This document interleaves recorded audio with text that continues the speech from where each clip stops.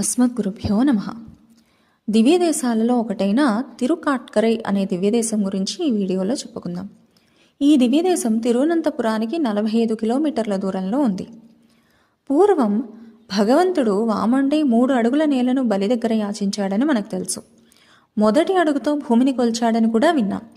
ఆ కొలత ఆరంభించింది ఈ చోటి నుండేనట. ఆయన పాదస్పర్శతో పావనమైన ఈ క్షేత్రం కాలకరై క్రమేణా తిరుక్కాట్కరైగా మారింది.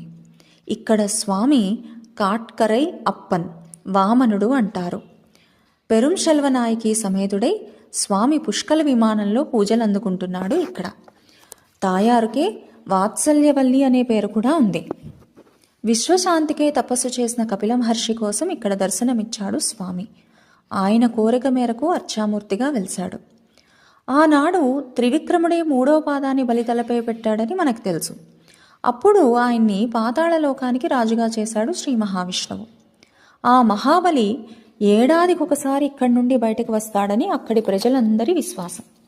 శ్రావణ పూర్ణిమ నాడు ఉత్సవంగా భావిస్తారు. దానినే ఓనం పండుగ అని అంటారు.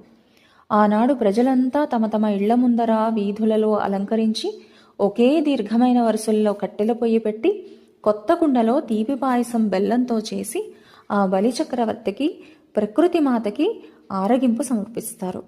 అన్ని ఊళ్ళల్లో చిన్న పెద్ద రాజవీధుల్లో కూడా పవిత్ర భావనతో చేసేటటువంటి ఈ సమర్పణ కేరళ వారిలో ఉండే విశ్వాసానికి, ప్రకృతి ఆరాధనా తత్పరతకి గుర్తు.